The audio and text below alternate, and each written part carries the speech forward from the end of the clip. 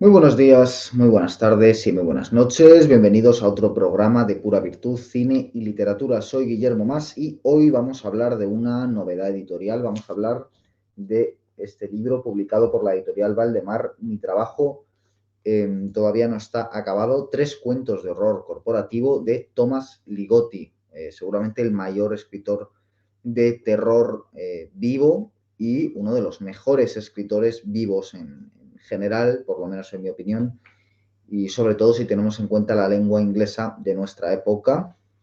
Un autor cuya obra está bastante acabada contra lo que dice el título de este libro y ahora veremos también por qué. Y un autor del que ya hemos hablado en otros momentos en el canal. Hace unos años subí una reseña de su ensayo más famoso, titulado La conspiración contra la especie humana. Me remito a ese programa para el que quiera venir un poquito más informado a este, quien quiera conocer un poco más en profundidad las ideas filosóficas de Thomas Ligotti, que están muy presentes en la narrativa de Ligotti. Pero antes de pasar a hablar de este libro de forma más concreta, quisiera hacer una breve recorrido por la historia de la literatura de terror y sobre todo de cierto tipo de literatura de terror para entender qué significa Ligotti dentro de este género, porque creo que hay mucho ruido, mucha palabrería y con humildad pues creo que pocas veces se termina de aclarar de qué hablamos cuando hablamos de un escritor verdaderamente original.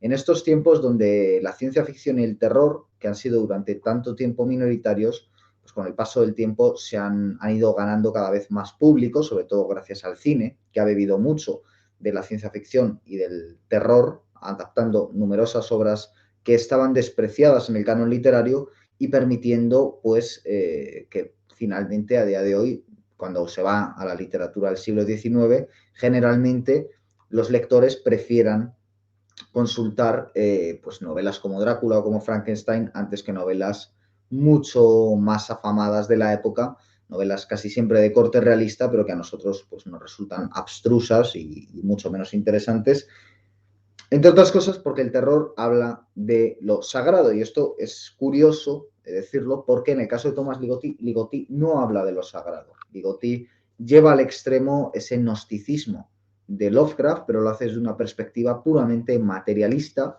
muy influida por el pesimismo filosófico de autores como Schopenhauer, como Nietzsche y otros menos conocidos, Philip Mainlander y otros incluso actuales, y aquí me remito al programa grabado recientemente entrevistando al profesor Cornejo hablando del pesimismo filosófico y sus adversarios, donde mencionamos también a Ligotti. Y Ligotti lo que hace es recoger esa parte de Lovecraft y perfeccionarla. Por eso digo que para entender a Ligotti hay que entender también la tradición de terror anterior, ¿no? Y es lo que humildemente pretendo hacer también en este breve programa. Obviamente el terror siempre ha estado presente en la literatura y si vamos a autores como Rudolf Otto, por ejemplo, en su libro Lo Santo o Lo Sagrado, eh, digamos que la imagen que genera el terror en nosotros perdón, la imagen de lo sagrado en nosotros, la manifestación, lo que Eliade llamaba la hierofanía, cuando alguien se topa con esa hierofanía, la sensación que se genera es de terror, de arrasamiento, ¿no? Y en ese sentido, por eso el terror nos habla muy bien de lo sagrado, ¿no? Y eso es algo que está presente en la tradición judio-cristiana, está presente en el Antiguo Testamento, está presente en el Nuevo Testamento. Por eso cuando hablamos de terror hablamos de la manifestación de lo sagrado, de la manifestación de algo que pertenece en apariencia más que a otro mundo, hoy diríamos a otra dimensión, en nuestra dimensión. Y eso Ligotti lo ha sabido integrar muy bien en una cosmovisión materialista, pero que antes que él ha habido otras muchas cosmovisiones que también nos han hablado de lo mismo y es interesante hablar de ellas. Entonces, obviamente, lo terrorífico ha estado presente desde el principio de los tiempos en la literatura. Si vamos a los zombies, y perdonen la broma, pero pues, por ejemplo, cuando Jesucristo resucita en cuerpo, de alguna forma es un zombie. O, por ejemplo, cuando vamos a la Odisea y a la Ilíada, cuando aparecen los muertos, de alguna forma son zombies, ¿no? Cuando Odiseo está en el infierno, cuando Eneas está en el infierno, de alguna forma se están topando con zombies, con muertos vivos, ¿no? Y eso es algo que, como veremos, También va a explorar Ligotti, muy especialmente en el texto que da título a esta compilación de Valdemar, que es la única novela que ha escrito Tomás Ligotti, que es la que da título al volumen. Mi trabajo todavía no está acabado, puesto que el volumen se compone de 3 textos y un regalito que hace Valdemar. Los 3 textos son Mi trabajo todavía no está acabado, My work is not yet done, Tengo un plan especial para este mundo, I have a special plan for this world, La red de pesadillas, Nightmare Network. Y además se le añade un guión para un capítulo de Expediente X que se llama Crampton, coescrito por el propio Ligotti, junto con otro autor que ahora diré quién es, porque no termino de caer en ello. Entonces, bueno, es una compilación muy interesante que llega cuando ya parecía que estaba todo lo importante de Ligotti publicado en España por Valdemar. Está escrito por Ligotti y por Brandon Trenz, este episodio de Expediente X. Ligotti no fue publicado por primera vez en España por Valdemar y no ha sido publicado por última vez en España por Valdemar, puesto que también Aurora Dorada, con traducción de Alberto Ávila, al que hemos entrevistado en el canal, ha sacado también recientemente un volumen de Ligotti. Entonces parecía que ya estaba todo lo de Ligotti hecho. Ligotti lleva años sin escribir, desde 2008, si no me equivoco. Por lo menos a nivel público no ha salido nada editado y a día de hoy, mientras grabo este programa, su paradero está desconocido. De esto también quiero hablar un poco más adelante. Y parecía que ya estaba todo publicado cuando, bueno, faltaba precisamente ni más ni menos que la única novela breve, pero novela en la producción de Ligotti. Como digo, es la que da título al libro y, bueno, pues es el texto más largo que ha escrito de ese subgénero de terror que es el horror corporativo, que también pasaremos a ver lo que es más adelante. Pero vamos a comenzar haciendo ese recorrido por la historia del terror. Como digo, toda la historia de literatura está el terror, están las figuras terroríficas, los pasajes terroríficos, incluso en el Quijote hay pasajes de terror, cuando a Don Quijote y a Sancho Panza se le vendan los ojos los nobles y se ríen de ellos y demás, las experiencias son terroríficas, ¿no? La bajada a la cueva de Montesinos de Don Quijote, que es un momento en el que el espacio-tiempo queda suspendido, anticipándose siglos a la ley de la relatividad, como siempre ha hecho la literatura con respecto a otras disciplinas. Tiene momentos de terror y, bueno, los ejemplos son enormes, ¿no? El infierno de la Divina Comedia es un libro en muchos puntos también terrorífico, es decir, no es novedoso decir que la literatura está llena de terror y, por supuesto, luego hay un género de terror como tal, que no es casualidad que eclosione, sobre todo, después de la destrucción del mundo natural de la Edad Media, con la llegada de la Revolución Industrial, sobre todo cuando ese mundo termina de periclitar y llega a otro nuevo mundo. Es decir, que ya vemos que desde el principio está muy relacionado con el mundo de lo laboral. Esas nuevas condiciones vitales que no son las del campesino medieval, a las que se enfrenta el trabajador industrial, están muy presentes en toda la historia del terror y están muy presentes en la obra de Ligotti, que curiosamente escribe estos textos de los que vamos a hablar partiendo de su propia experiencia laboral, como voy a contar más adelante, en un momento en el que precisamente se da el paso de un mundo industrial que lleva desde el siglo XIX a un mundo postindustrial que está inaugurando Ligotti en los últimos años del siglo XX y en los primeros del siglo XXI. Ahora sí vamos a hacer ese breve recorrido porque podemos decir que cuando la literatura de terror realmente estalla y empieza a vivir su apogeo es cuando toma la forma de novelas, ¿no? Tenemos en España autores clásicos del XIX, como Clarín, como Pardo Bazán, como Blasco Ibáñez, que escribieron relatos de terror, pero, y relatos de terror tiene un poco más de tradición, pero novelas como tal de terror, que es un salto, ¿no? Porque requieren mayor tiempo del lector, es cuando realmente empieza a producirse la creación de un género propio de terror. Y, desde luego, el tipo de novela de terror más célebre en el siglo XIX es, por supuesto, la novela.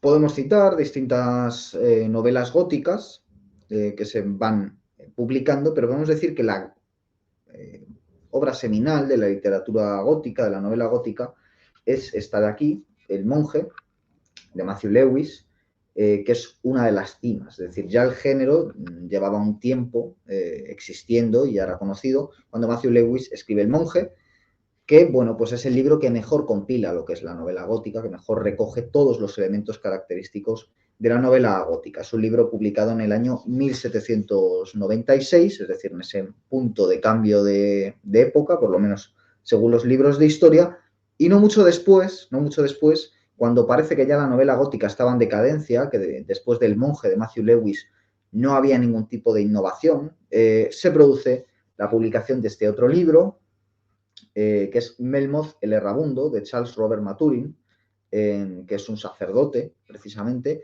que lo que hace es darle una segunda vida a la novela gótica y permitir que, de alguna forma, se pase al siguiente estadio del terror, que es una relación más directa de lo terrorífico con lo santo. Y esta renovación se va a producir, esta vez sí, a través del relato, mucho más que a través de la novela. ¿Qué autores de relatos son sobre todo los que permiten este tránsito? Bien, pues hay que citar sin duda alguna a Arthur Machen o Arthur Machen, como se le suele llamar, que entre otros libros tiene este que estoy mostrando a cámara, El gran dios Pan, y otros relatos de terror sobrenatural. Ya digo que no es el único libro de Machen, tiene otros libros muy célebres, y que además hay que decir que Machen o Machen era miembro de la sociedad secreta Aurora Dorada, era un hombre con una fuerte convicción esotérica, y por lo tanto lo que hace es tratar de plasmar esa visión muy relacionada con sociedades secretas, con cultos ancestrales, con la naturaleza, con el paganismo, en su literatura. Un poco en la misma secuencia está este libro, Cuentos de un soñador, de Lord Dunsany, que publicó mi tío Francisco Arellano en Marginalia. Aquí muestro, la tengo por ahí, la novela, pero, o sea, el libro lo tengo por ahí en esa edición, pero bueno, he querido mostrar esta edición más reciente también de Valdemar. Obviamente voy a sacar muchos libros de Valdemar y hay que agradecer a los lectores en español la existencia de una editorial como Valdemar, ¿no? Me parece que es incomparable. Creo que por muy bien que estén Siruela, Atalanta y Acantilado, la verdad es que es difícil competir con Valdemar.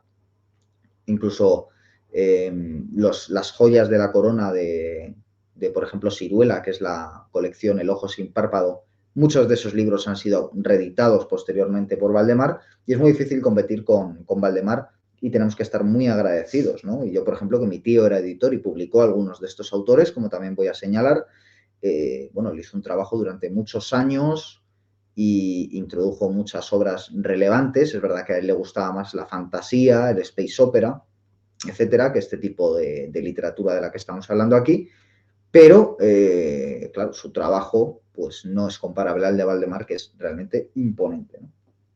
Y después también podríamos citar, por terminar de citar autores, sin querer ser exhaustivos, ¿no? Pero bueno, los que se suelen citar en este caso, Algernon Blackwood. Sería el autor con, sobre todo, el Wendigo. El Wendigo, como saben ustedes, es esa criatura en la que creían los indios nativos de Norteamérica, sobre todo en la zona de lo que actualmente sería Canadá, relativo al canibalismo, ¿no? Entonces también lo que hace Blackwood es regresar a esas creencias de los pueblos originarios norteamericanos y, bueno, pues llevarlas al momento presente desde el que él escribe, tratando de decir que esa criatura, el Wendigo, que se aparece cuando se produce un caso de canibalismo, es decir, pues gente que se va a la montaña a cazar y, bueno, pues sufren un percance y tienen que acabar devorándose unos a otros, pues ahí es cuando hace su irrupción el Wendigo, bien poseyendo a aquel que devora a otro, bien siendo poseído en el momento de devorar a otro o bien siendo atormentado por precisamente haber infringido ese tabú que es incluso más relevante que el del incesto dentro de las normas básicas del ser humano.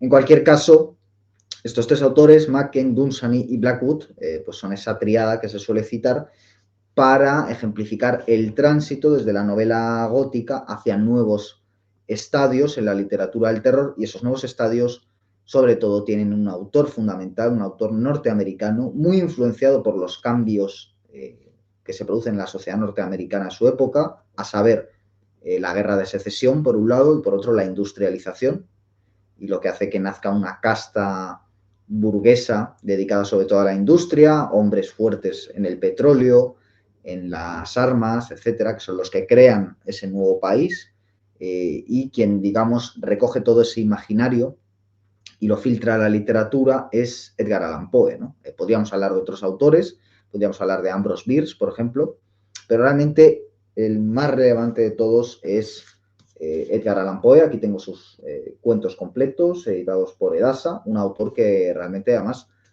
llevó la literatura de terror a otras latitudes, ¿no? Sobre todo por su relación con Francia. Sabemos que era un autor muy estimado por autores como Paul Valéry, por ejemplo, y bueno, es conocida su relación con Charles Baudelaire. Entonces, no voy a extenderme más en ese punto, más que para decir que claramente Poe a día de hoy sigue siendo el gran autor de la historia de la literatura de terror, más allá de toda duda, y uno de los grandes autores de la literatura universal, seguramente el mejor continuador de precisamente Dante Alighieri, un hombre profundamente católico, profundamente alcohólico y muy complicado en sus relaciones con las mujeres, con la sociedad de su época. Un hombre que también trata muchos de los temas que ya hemos introducido, sociedades secretas, ¿no? Habla de la masonería, habla de muchas cosas, y que además pues, es capaz de crear unos símbolos, unas imágenes y un lenguaje, tanto en la prosa como en la poesía, realmente incomparable, ¿no?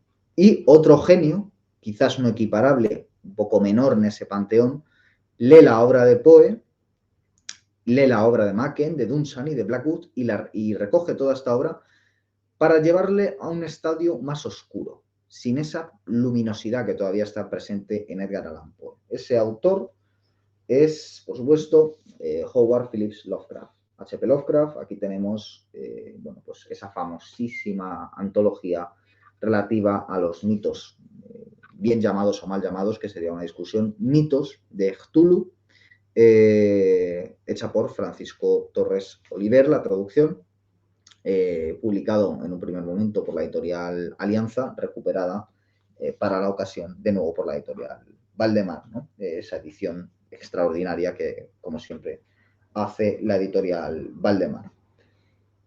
Y Lovecraft introduce la categoría de lo extraño, ¿no? No por casualidad terminaría escribiendo Lovecraft junto con otros autores como Robert Howard y otros autores de la época en Weird Tales. Aquí tengo una recopilación de textos de Weird Tales publicados en entre 1923 y 1932 por mi difunto tío, el editor Francisco Arellano, Paco Arellano, en la Biblioteca del Laberinto. Ha publicado unos cuantos títulos de Weird Tales, de esta revista, una revista de literatura pulp, donde pues efectivamente estaba Lovecraft, y de hecho en este libro en concreto viene un texto de Lovecraft. Hoffman Price, por ejemplo, como he dicho, Howard, Sebury Quinn, Clark Ashton Smith, por ejemplo, ¿no? Es decir, muchos de los continuadores y amigos y admiradores de la obra de Lovecraft, ¿no? Es decir, Lovecraft es de alguna forma el que recoge esa nueva ficción que se basa en ese concepto, ¿no? De lo extraño. Es un concepto existencial, lo cual hace ver que la literatura de terror tiene esa relación con lo sacro, esa relación con lo existencial, porque estudia cómo lo sacro impacta en nosotros, ¿no? Por lo tanto, de alguna forma, con mucha más potencia que lo que hará el existencialismo filosófico francés de posguerra, lo que está haciendo la literatura de terror es hablarnos bueno, pues del sentido de la vida, del sentido de la existencia, pero de una forma, que es lo que permite la fantasía, mucho más realista, precisamente, que la supuesta literatura realista que nos habla despojada de esa fantasía, ¿no? Y Lovecraft escribió un ensayo que se llama El horror sobrenatural en la literatura, donde precisamente habla de esa transición del gótico a lo que podríamos considerar, o sea, considerado folk horror, ¿no? Es un término utilizado más bien para el cine, para un cine que precisamente recoge todas estas obras, pues el cine de la Hammer, el cine de Roger Corman, el cine de Val Newton, ¿no? Que lo que hace es adaptar estas historias de manera impecable a la gran pantalla, hasta llegar a una película que se supone que es la inicial del folk horror, que es El hombre de mimbre, e incluso a títulos recientes como Midsommar, que lo que hacen es orbitar en torno a esas ideas que estaban en Machen, en Dunsany, en Blackwood, y que recoge Lovecraft para esa concepción de lo extraño, que tiene sus propias particularidades, ¿no? Y que son unas particularidades que creo que va a ser interesante que veamos. ¿Cuáles son las particularidades que, sobre todo, con la llamada Cthulhu, con otros textos está poniendo de manera muy clara Lovecraft en el panorama literario? Bueno, la relación con un tiempo distorsionado, ¿no? Ese time out of joint del Carlos Shakespeare, y que más tarde retomaría, después de Lovecraft, uno de sus, en mi opinión, grandes continuadores, que es Philip K. Dick, con ciertas matizaciones esta afirmación, pero creo que es así, sobre todo en la percepción de la realidad, ¿no? Al final, ese extraño, ese punto de vista existencial, tiene mucho que ver con la percepción de la realidad.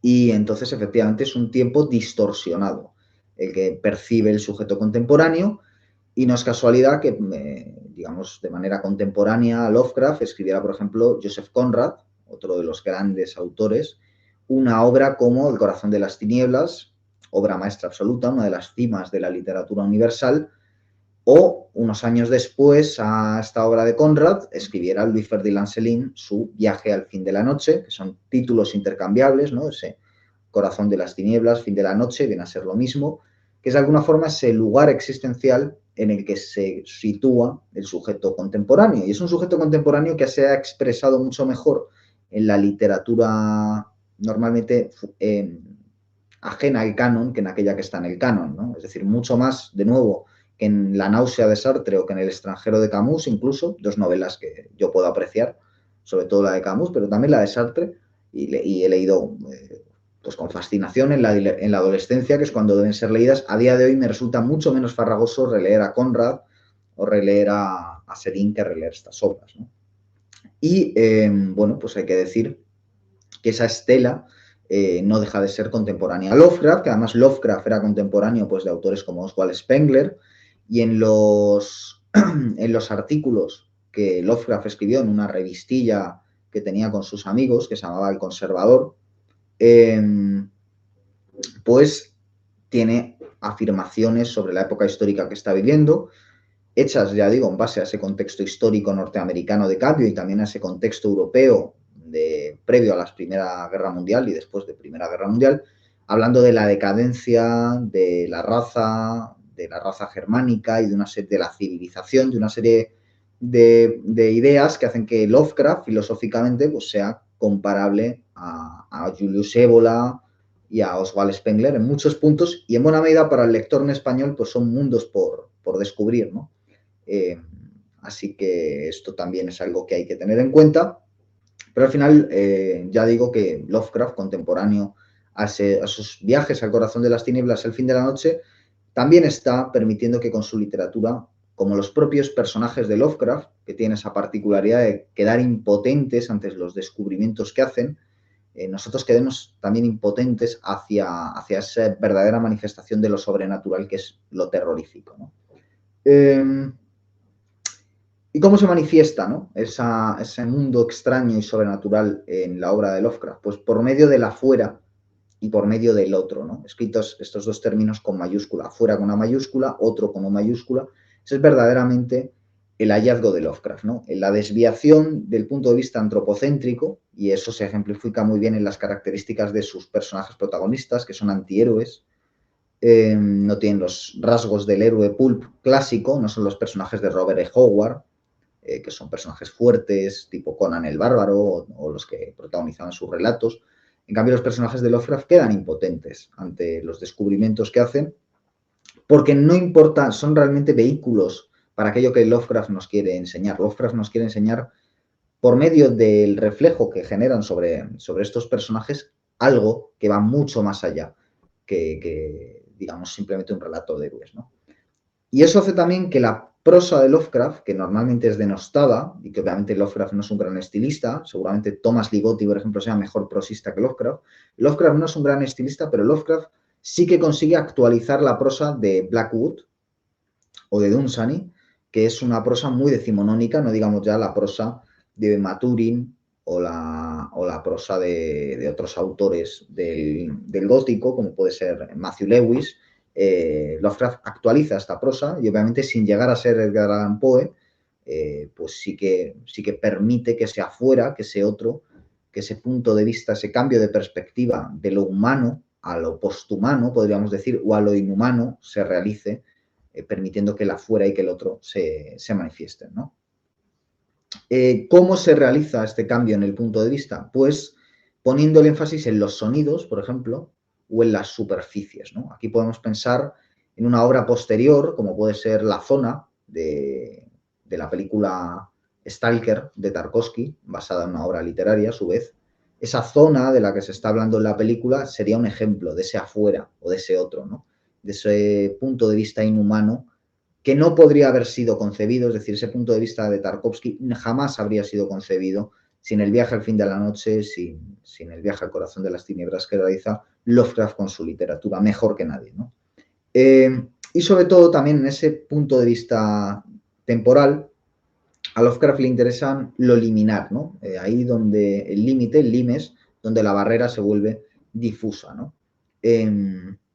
Y lo hace con una narrativa que en muchos puntos pues, es fantástica, es terrorífica, es incluso de ciencia ficción en algunos puntos, con reservas, pero Lovecraft se puede acercar a estos géneros y trabajarlos todos de manera conjunta. Y ese es un mundo propio creado por Lovecraft que no deja de ser interesante. Y luego, como epítome de todo ello, incluso como superación, lo más relevante es la conexión entre un pasado ancestral, un pasado anterior incluso al propio mundo, un pasado de mitología casi gnóstica, que se le va presentando al lector de manera atropellada en distintos textos, relativa a unos dioses de la antigüedad, unos grandes antiguos que regresan ahora para perturbarnos, lo conecta con nuestro tiempo, no tanto en el presente como enfocado hacia el futuro. Es decir, es como si el futuro del ser humano es un futuro protagonizado por esa perspectiva inhumana. Es decir, es la desaparición en la que van a regresar unas formas de vida que estaban en el pasado y que resultan mucho más poderosas que el propio ser humano, ¿no? Y ese es el gran descubrimiento terrorífico de Lovecraft. Podríamos decir muchas más cosas sobre Lovecraft, pero bueno, después de media hora podemos decir que ya llega el punto de pasar a Ligotti para entender cuál es la aportación de Ligotti, que recoge este trabajo y lo trabaja literariamente en su propia obra narrativa, compuesta fundamentalmente de relatos, muy marcada por sus ideas filosóficas, que cristalizarían en 2008 en La conspiración contra la especie humana, que es un gran texto filosófico de nuestra época, y que, curiosamente, ahora hace 10 años, en el año 2014, protagonizaron una serie de televisión extraordinaria de Nick Pizzolatto llamada True Detective, donde el personaje de Matthew McConaughey, el protagonista, Rust Cole se llama este personaje, en varios momentos de la serie expone ideas que están tomadas como licencia de la obra de Thomas Ligotti, particularmente La conspiración contra la especie humana, y de esta forma es como se cierra el círculo de Lovecraft, de la literatura del terror, llevado a nuestra época. Y entonces ahora lo que vamos a hacer es hablar un poco más de la obra de Thomas Ligotti para terminar hablando de este libro del que me propongo decir unas palabras hoy aquí en el canal. Entonces, bueno, vamos a pasar a ver cuáles son algunas de las ideas de Lovecraft y más tarde de Ligotti que han resultado determinantes con esta concepción de lo extraño en el ámbito de la filosofía, porque yo tengo la idea de que Ligotti es una figura clave en el salto que hay de la literatura a la filosofía en el tratamiento de lo extraño. Es decir, es como si primero tuviera que generarse la mitología y más tarde la filosofía, como ocurrió originalmente en Grecia, donde primero hubo una serie de mitos y luego hay unos exégetas de esos mismos mitos que son los creadores de la filosofía. Al final, Platón lo que está haciendo es crear disquisiciones en torno a una mitología previa que está dispuesta en tragedias, etcétera, igual que Aristóteles. Pues lo mismo ocurre con esta nueva cosmovisión extraña, neonóstica, podríamos decir, que lo que hace es plantear esta nueva visión existencial, primero por medio de una literatura, que es la que acabamos de describir, y más tarde por medio de una filosofía, ¿no? Y hay varios intermediarios que conectan ambos mundos, pero ninguno, en mi opinión, es tan destacado como Ligotti, que se ha destacado como ser un punta de lanza renovando muchas de las ideas de Lovecraft y llevándolas un paso más allá, y aquí es donde muchos, como mi querido amigo Franje Rubio, se muestran detractores de Ligotti, y también pues en el ámbito de la filosofía, generando un libro importante de pensamiento en torno a estas cuestiones, como es La conspiración contra la especie humana, que de alguna forma es el final de su trabajo como escritor, ¿no? En términos puramente cronológicos. Entonces, citaba ahora a Nick Pizzolatto, que es el autor de la serie True Detective, que tiene 3 temporadas. Yo soy un defensor de las 3 temporadas, reconociendo que la segunda, que a muchos decepcionó, es la más floja, y pensando también que la tercera, en muchos aspectos, está al nivel de la primera y que la primera pues, fue un acontecimiento extraordinario, ¿no? Y obviamente, pues muchos también leímos a raíz de ahí libros de Pizzolatto, como este que tengo aquí, La profundidad del mar amarillo, donde se citaban literalmente ideas de Ligotti, estaba también muy presente Lovecraft, etcétera, ¿no? Pero digamos que académicamente, cuando llega Lovecraft a la academia, que había sido muy denostado, en parte pues, por su relación con la raza, pues es en los años 90, hablamos de la Universidad de Warwick, situada en Gran Bretaña, más concretamente del año 1995, y hablamos de 2 nombres, Sadie Plant primero y Nick Land después, para llevar a cabo la Universidad de Investigación de Cultura Cibernética, que, bueno, pues hacen conferencias sobre los futuros virtuales y sobre otras cuestiones, y, bueno, pues se generan una serie de textos que son compilados en español, publicados por la editorial Materia Oscura, en este libro, escritos en 1997-2003, CCRU, que, bueno, pues es este colectivo cuyos textos son una hibridación entre ficción, ensayo, especulación, análisis literario, etc. De todas estas figuras, la más relevante es, con diferencia, la de Nick Land. Aquí tengo los 2 libros publicados en español de Fanget Noumena, que es probablemente su texto más famoso, de la serie Aceleración y Colapso. Pero bueno, tiene otros textos, entre otros uno publicado recientemente por la editorial Materia Oscura. Estos están publicados por la editorial Olobionte, que son referentes a... estos textos son referentes a lo que él ha dado en llamar la ilustración oscura, que es una suerte de pensamiento neorreaccionario que también tiene mucho que ver con la parte filosófica de Lovecraft, con sus artículos. En este caso, Nick Land ha construido su pensamiento después de una temporada de vivir en China, etcétera, y de distanciarse mucho de este grupo por cuestiones puramente ideológicas, pues ha hecho una crítica al universalismo, acercándose a las ideas de Mencius Mollberg, que es un seudónimo que utiliza el pensador contemporáneo Curtis Yarvin. Y bueno, ha hecho una crítica de eso, de lo que él llama el universalismo, ¿no? Entonces Nick Land es otro de los grandes herederos de Lovecraft y tiene pues también ciertos puntos comunicantes, sobre todo en su pesimismo existencial con Ligotti. Y bueno, digamos que son autores que junto con, por ejemplo, Graham Harman, que es el punta de lanza del movimiento filosófico del realismo especulativo, que es una filosofía postcontinental que viene a superar de alguna forma los postulados en los que había quedado anclada la filosofía, sobre todo después del estructuralismo y el postestructuralismo, ¿no? Tratando precisamente con autores como Quentin Meira-Seux de desviar el punto de vista de la filosofía de lo humano hacia lo inhumano, ¿no? Y en ese sentido coinciden plenamente con Lovecraft.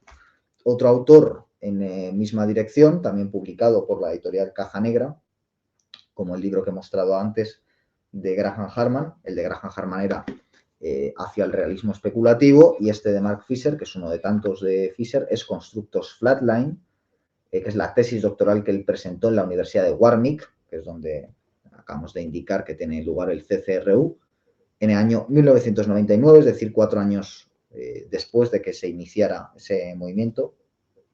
Y bueno, pues también podemos hablar de esta compilación finalmente publicada por la editorial Caja Negra, que se llama Estrategias para una transición hacia el postcapitalismo, y es el libro Aceleracionismo, que está publicado, o sea, tiene textos de Franco Bifo Berardi, de Ray Brasier, del Mark Fisher, de Nick Land, de Reza Negarestani, es autor de uno de los grandes textos sobre estos temas, Antonio Negri, Benjamin Noyes, Steven Saviro, Benedict Singleton, y una serie de pensadores, ¿no? En este caso, los compiladores son Armen Avanesian y Mauro Reis. Digamos que esta es la entrada en el ámbito de la filosofía de Lovecraft, ¿no? Pero ese espacio liminar del que hablábamos antes, que es un espacio temporal propiamente dicho, y también es un espacio narrativo, pues tiene su parangón en la literatura, también hay autores literarios que han seguido con estas ideas. Por ejemplo, en el terreno más de la ciencia ficción, para quien le guste, M. John Harrison tiene el libro Deberías venir conmigo ahora, otro de tantos libros, publicado por la editorial Interzona, en el que habla de estas cuestiones. Y luego, sobre todo, hay un nombre de alguien que tiene un libro de entrevistas con Ligotti, que ha trabajado mucho la obra de Lovecraft y de Ligotti, que es Matt Cardin, que aquí ha sido publicado por la editorial Dilatando Mentes, hizo de las tinieblas su escondite, pues es sin duda alguna el mayor continuador de la obra de Lovecraft y Ligotti, ¿no? El que han tendido ambos en conjunto y se ha propuesto continuarlos en algún sentido. Es un hombre interesado por la historia de las religiones, por el budismo, por temas que están presentes también en la última etapa de Ligotti en relación a su pesimismo, al estudio de Schopenhauer, digamos, paralelo al de Lovecraft, etcétera. Y también, pues ya por terminar este recorrido, que espero que no se les esté haciendo muy largo, pero bueno, ahí va la bibliografía para quien quiera, Christopher Slatsky, ¿no? El inconmensurable cadáver de la naturaleza, también publicado por Dilatando Mentes, un libro de relatos, ¿no? Y aquí es donde tendríamos a este grupo de autores influidos sin duda por Lovecraft, por Ligotti, y ahora sí ya vamos a pasar a hablar directamente en la última etapa de este programa del propio Ligotti. Bueno, y ahora sí decía que ya por fin vamos a pasar a hablar de Tomás Ligotti, lo digo por aquel que, bueno, que esté aquí para oír hablar de Ligotti y diga, bueno, todo este rollo y todos estos nombres y todos estos autores, espero que no lo hayan visto así, pero bueno, cabe la posibilidad, en ese caso pido disculpas. En cualquier caso, 40 minutos tarde vamos a hablar de Ligotti, vamos a hablar de Mi trabajo todavía no está acabado. Ligotti tiene otros libros publicados en la editorial Valdemar, por citar una pequeña muestra, tenemos quizás el que ha sido más divulgado en español, este de aquí, que se llama Noctuario, Relatos extraños y terroríficos, y luego este de aquí, Teatro grotesco. Tiene más libros, pero creo que están descatalogados, o sea que estos dos, en lo que a relatos se refiere, son los únicos que todavía son encontrables de Ligotti con facilidad, y luego el ensayo al que antes he aludido y que ya he dicho que está reseñado en el canal, La conspiración contra la especie humana, todos ellos en la editorial Valdemar, hasta llegar al título del que vamos a hablar ahora mismo, Mi trabajo todavía no está acabado. Bien, Ligotti nace en 1953, es decir, después de la Segunda Guerra Mundial, en ese mundo, podríamos decir, de depresión existencial, sobre todo en Europa. Y hay que decir que Ligotti tiene unas influencias literarias muy europeas. Él ha hablado muy críticamente de los autores en boga de la literatura norteamericana a su época y en cambio ha defendido pues, lo mucho que le interesaron autores foráneos, ¿no? Ahora hablaremos también de eso. Entonces, entre el año 1975, cuando contaba con 22, y 1979, Tomás Ligotti tiene un periodo muy fuerte de depresión, de ansiedad y de escritura, ¿no? Él tiene la afición de tocar la guitarra y tiene esa vocación artística, pero bueno, se decide a escribir, nunca había querido ser escritor, y también en esos años pues lee libros de Shirley Jackson, que le introducen un poco de Arthur Machen, que le introducen en el mundo del terror, hasta que finalmente da con Lovecraft. Entonces la escritura, Lovecraft, la depresión, todo ello se junta en esa entrada en el mundo adulto que para él es tan agónica, tan depresiva y tan ansiosa, y todo empieza a confluir, ¿no? Esa visión del mundo pesimista que ya está presente en él y esa forma literaria de vertebrarla, ¿no? Entonces, desde los años 80 hasta 1991 él sigue escribiendo, y en el año 1993, entre 1993 y 1994, donde él trabaja, en la empresa en la que él trabaja, se produce una reestructuración laboral que a él le devasta, le deja devastado y hace que todos esos fantasmas de depresión, de ansiedad, etcétera, resuciten para la ocasión con una fiereza criminal, ¿no? Y es en ese momento donde nace precisamente este libro. Mi trabajo todavía no está acabado. O sea, curiosamente, cuando hablamos de la vida de Ligotti, pues un texto fundamental que hasta ahora no había sido traducido era este libro, porque él vierte en esos tres relatos, uno de ellos una novela corta y dos relatos breves, que es donde realmente Ligotti es un maestro, es donde él vierte pues esa podemos decir, angustia existencial que se reactiva por el trabajo, ¿no? y que además que el subtitula bajo el epígrafe de horror corporativo, ¿no?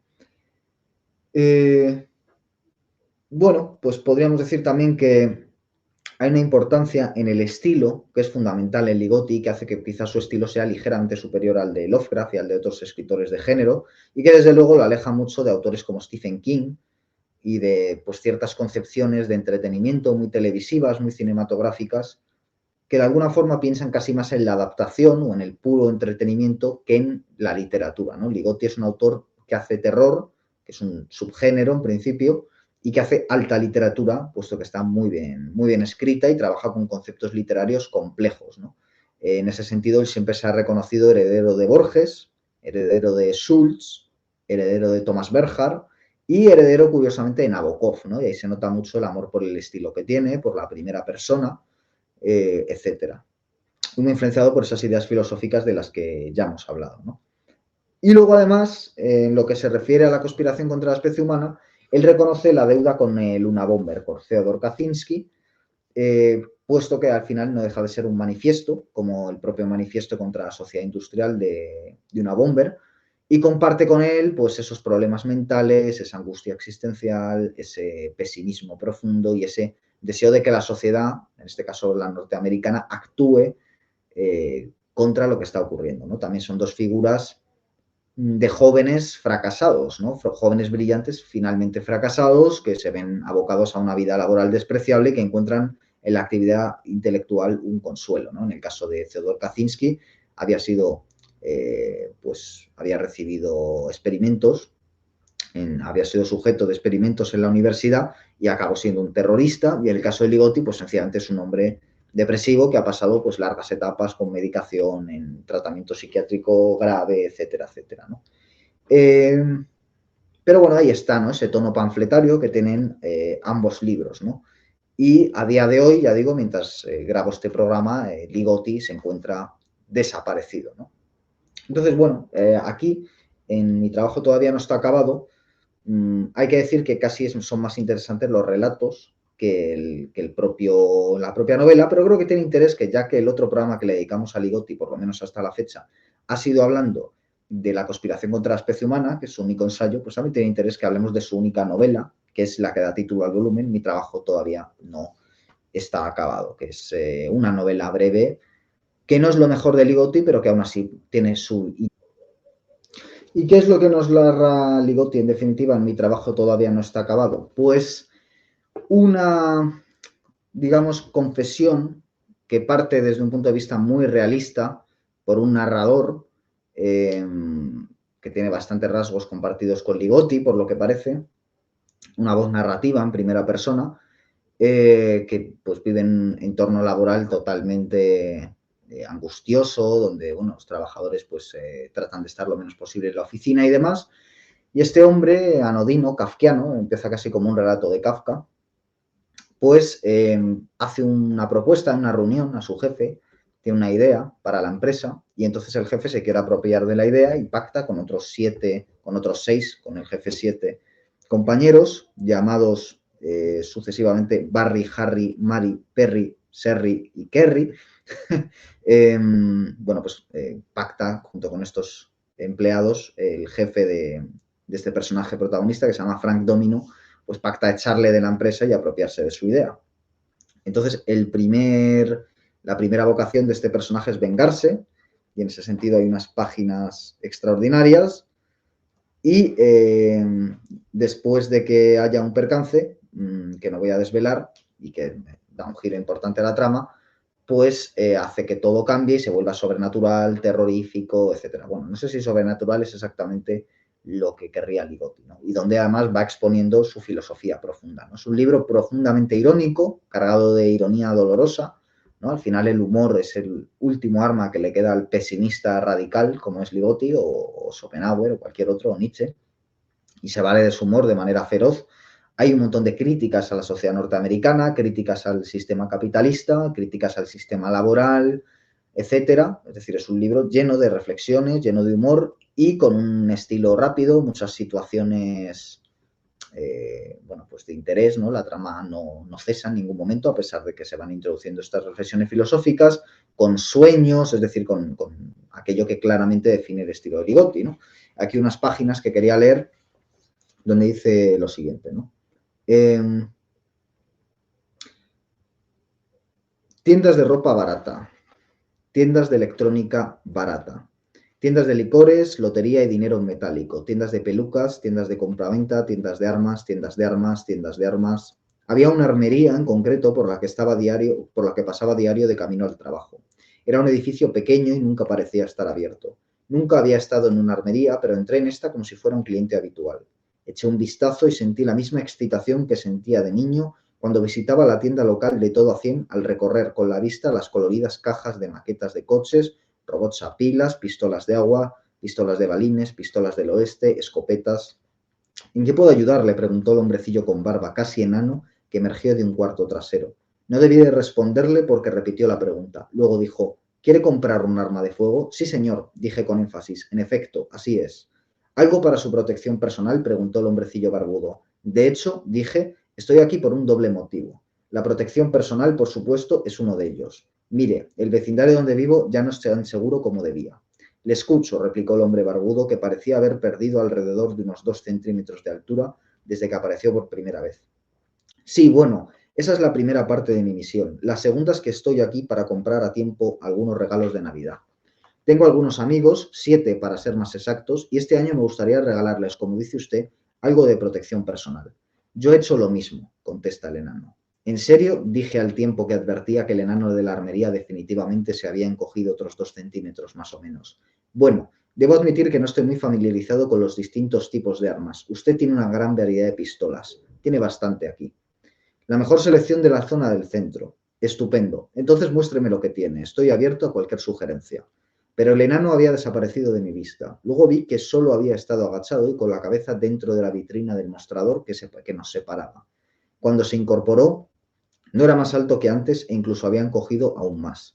Me ofreció una pistola que parecía gigantesca en la diminuta palma de su mano. Adelante, cójala. Y lo hice. Es una Glock, me dijo. He oído ese nombre en programas de televisión, dije asombrado de la maravillosa sensación que me producía sostenerla en la mano. Apunté con ella hacia la pared y bajé la mirada para inspeccionar el cañón. Casi se me llenaron los ojos de lágrimas. Al fondo de mi euforia podía escuchar al enano hablar sobre la fiabilidad del arma, su precio, la capacidad de su cargador. Me ha convencido. Me llevaré 2 de esas, una para mí y otra para mi amigo Barry. ¿Qué más tiene? El enano comenzó a moverse de un lado a otro. Ahora estaba tan cerca del suelo que tenía que mirar por encima del mostrador para verlo. Me mostró Rugers, me mostró Mausers, me mostró Smiths, Browns y Berettas, y luego me mostró una Firestar. De peso, compacto y agradable. La podía llevar detrás por debajo de la chaqueta y ni siquiera notaría que está ahí.